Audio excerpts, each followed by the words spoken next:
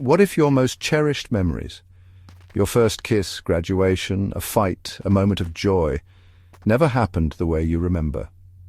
What if the stories you tell yourself about your past are more fiction than fact, shaped by time, emotion, and imagination? We treat memories as unchangeable truths, the foundation of who we are. They feel like solid ground beneath our feet, anchoring us to our identity and our sense of self. But what if they're more like stories, rewritten each time we recall them? Each retelling subtly shifts the details, sometimes without us even noticing. Science shows our memories aren't perfect recordings. They're more like Wikipedia pages, constantly edited by our brains. Every time we revisit a memory, we risk changing it, even if only a little. Each time you remember, you're not accessing the original event, but the last version you recalled. The memory becomes a copy of a copy, sometimes fading, sometimes growing more vivid, but always evolving. Your brain fills in gaps, borrows details from elsewhere, and blends fact with fiction. It's a creative process, not a mechanical one, and it happens without your conscious awareness. Imagine your most vivid childhood memory. Can you really trust every detail? The laughter, the sunlight, the faces, are they as true as you believe? Or have they been colored by years of retelling? The colors, the smells, the emotions, they feel real, but are they? Or are they stitched together from fragments, feelings, and even stories you've heard from others?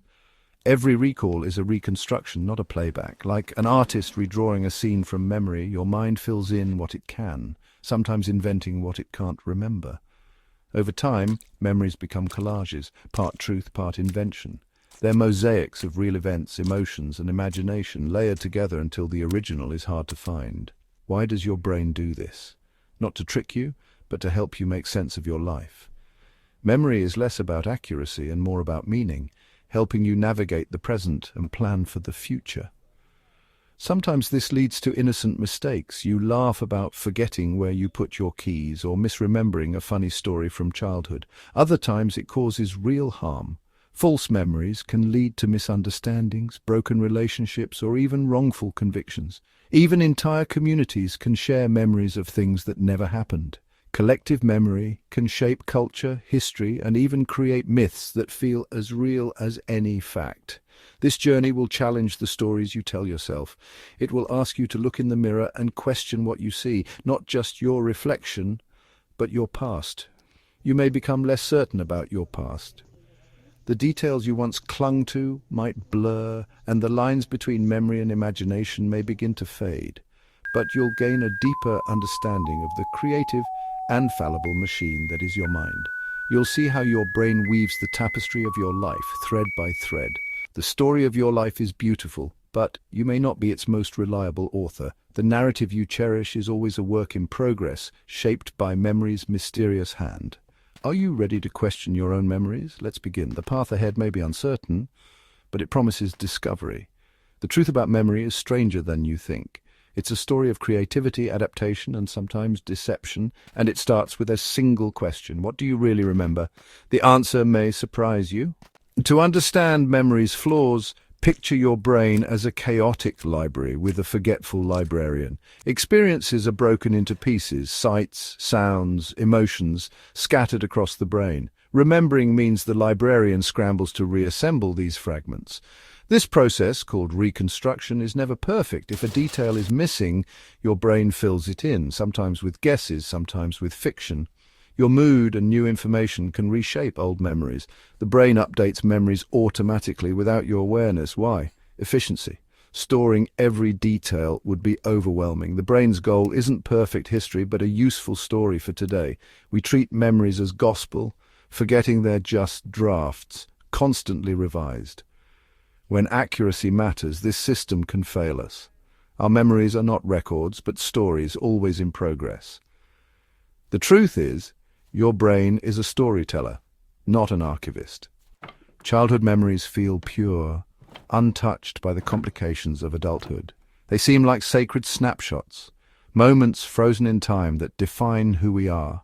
But in reality, these memories are the most easily rewritten, shifting and changing with every retelling, every new perspective. A child's mind blurs fantasy and reality. Monsters in the dark become real in memory, and imaginary friends feel as tangible as siblings. Family stories told over and over become your own memories, even if you never experienced them firsthand. The line between what you lived and what you heard becomes almost invisible. This is called a source monitoring error. Your brain confuses stories you've heard with memories you've lived. It's a natural glitch in the way we remember. Sometimes the mind softens painful memories or buries them entirely, protecting you from hurt you might not be ready to face. Other times, it invents trauma through suggestion or therapy, creating vivid but false recollections that feel just as real as the truth. Our personal histories are a blend of real events, family tales, and inventions to fill gaps. We patch together a story that feels whole, even if it isn't entirely accurate. Your childhood isn't a fixed story, it's a living document, changing as you change. Each time you revisit it, you might find something new or see it in a different light. Becoming a parent, facing hardship, or even just growing older, these experiences reshape how you remember your own past, coloring old memories with new emotions. Your brain edits your autobiography to fit your current self, rewriting scenes to match who you've become and what you now believe. You're the main character, but your brain is the ghostwriter, quietly revising, omitting, and embellishing as the years go by. The story always makes sense from today's perspective, even if it's not exactly how it happened. Childhood memories are not snapshots. They're evolving narratives shaped by time, emotion, and imagination. What you remember is shaped by who you are now and who you hope to become. The past is a canvas, and you are always painting over it. The past is never as stable as it seems. Our memories are stories in progress, always open to revision. Try to remember your first day of school. Picture the classroom, the sounds, your feelings. Now ask, are these true memories or reconstructions built from photos and stories? Often we remember the photo, not the event. We project adult emotions onto our childhood selves. If you see yourself in the memory like a movie, that's a sign it's been reconstructed, not a pure memory.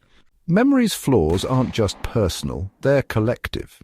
When we think of memory, we often imagine it as a private archive, a record of our own experiences. But in reality, our memories are deeply influenced by the people around us and the culture we live in. Sometimes entire communities remember things that never happened or recall events in ways that simply aren't true. The Mandela Effect is a striking example. Thousands remember Nelson Mandela dying in prison in the 1980s. He didn't. He was released and went on to become South Africa's president. Yet the false memory persists, shared by people all over the world. Another famous case, people vividly recall a movie called Shazam starring Sinbad as a genie. They can describe scenes, posters, even the plot.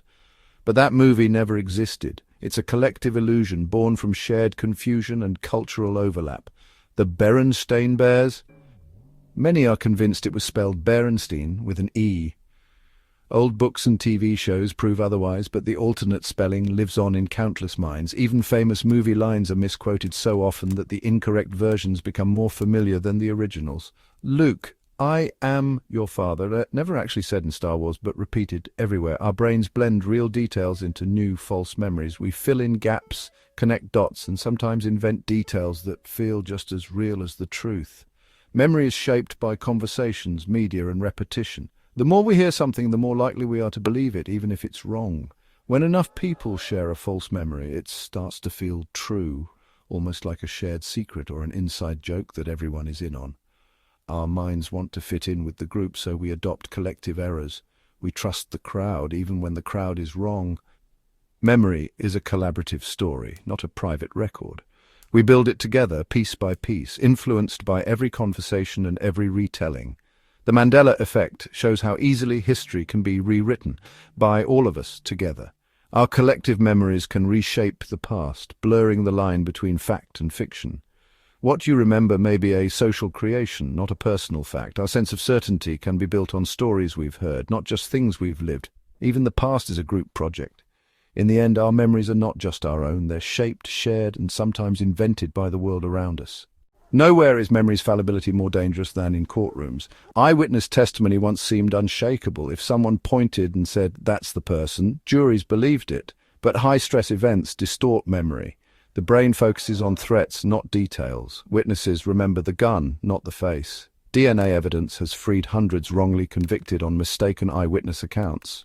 Most were honest people, certain in their memories, and completely wrong.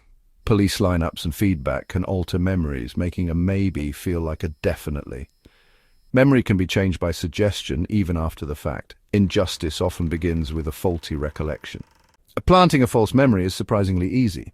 In experiments, changing a single word, smashed instead of hit, made people remember a car crash as more violent.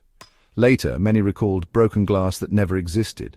Suggestion doesn't just change opinions, it rewrites memories. Entire events can be implanted. Tell someone a plausible story from their childhood, and with encouragement, many will remember it, adding their own details.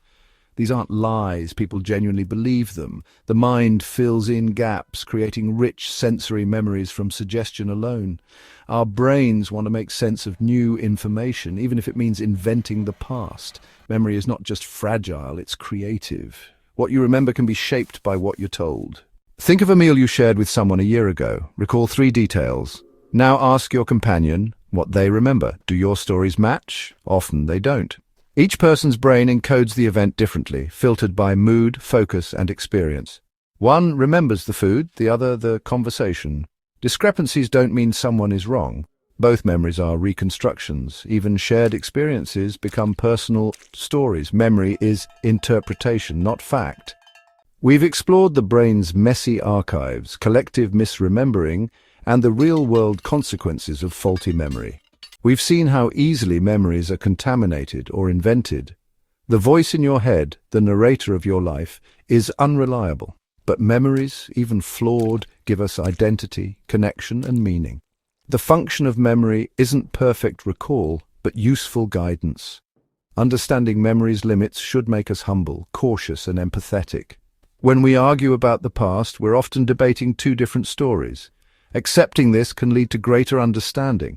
The story of you is powerful, but it's still a story shaped by a creative, imperfect mind. Knowing your narrator embellishes is the first step to understanding yourself and others.